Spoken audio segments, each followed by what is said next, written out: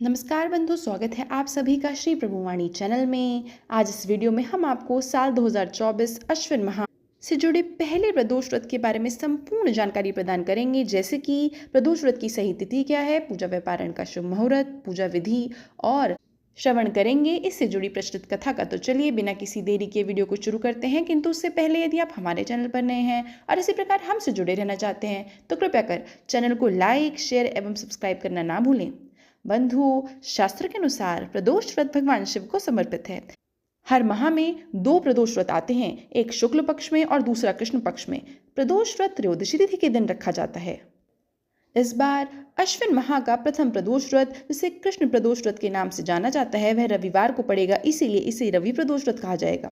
तो बंधु, इस दिन संपूर्ण शिव परिवार के पूजन के साथ साथ ही हमें सूर्य देव की आराधना भी करनी है। इससे जातक की सभी मनोकामनाएं अवश्य पूर्ण होती हैं। आइए सबसे पहले जान लेते हैं कि रवि प्रदोष व्रत कब रखा जाएगा। तो बंधु, यह व्रत 29 सितंबर यानी कि रविवार के दिन रखा जाएगा।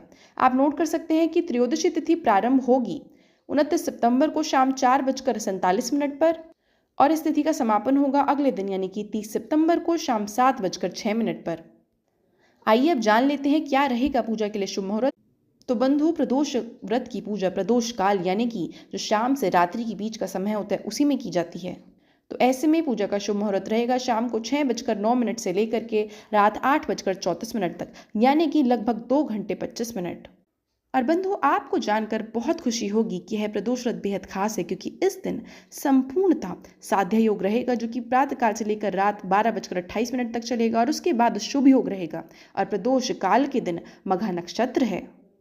आइए अब संक्षिप्त में चर्चा कर लेते हैं रवि प्रदोष व्रत से जुड़ी पूजा विधि के बारे में। तो बंधु, इस दिन सुबह स्नान के बाद सूर्य भगवान को जल का अर्घ दें और समस्त शिव परिवार का पूजन करें। शाम के समय प्रदोष काल में स्वच्छ होकर गणेश जी, भगवान शिव, माँ पार्वती और नंदी प्रतिमा को पंचामृत व जल से स्नान कराएं। स्नान के बाद भोलेनाथ को बेलपत्र, अक्षत यानी कि चावल, फल फूल, धूप दीप एवं नैवेद्य अर्पित करें। इसके बाद चावलों से बनी खीर, घी या शक्कर मिले जौ की सत्तू का भोग लगाएं। अंत में रवि प्रदोष व्रत कथा, जिसका श्रवण मैं आपके समक्ष कुछ ही क्षणों में करूंगी, वह पढ़कर शिव परिवार की आरती करें। बंधु, साथ ही साथ इस दिन पंचाक्षर मंत्र यानी कि ओम नमः शिवाय का उच्चारण करना ना भूलें, क्योंकि यह जितना सरल है उतना ही प्रभावशाली और लाभदायी भी है। आइए अब श्रवण कर लेते हैं रवि प्रदोष व्रत से जुड़ी प्रचलित व्रत कथा का। तो बंधु, कथा के अनुसार एक गांव में अति दीन ब्राह्मण निवास करता था। उसकी साध्वी स्त्री प्रदोष व्रत किया करती थी। उनको एक ही पुत्र रतन था। एक समय की बात है, वह पुत्र गंगा स्नान करने को गया। दुर्भाग्यवश मार्ग में चोरों ने उसे घेर लिया और वे कहने लगे, हम तुम्हें मारेंगे नहीं, बस तुम हमें इतना बता दो कि तुम्हारे पिता का गुप्त धन कहाँ है। मालक दीन भाव से कहने लगा कि बंधु, हम अत्यंत दुखी हैं, हमारे पास धन नहीं है। तब चोरों ने कहा कि तो फिर तेरी इस पोटली में क्या बंधा है। मालक ने निसंकोच कहा कि यह तो मेरी माँ ने मेरे लिए कुछ रोटियां दी है। यह सुनकर चोरों ने अपने साथियों से कहा कि लगता है यह बहुत ही दुखी मनुष्य है, अतः इसको छोड़ देते हैं, किसी और को लूटेंगे। इतना कहकर चोरों ने उस बालक को जाने दिया।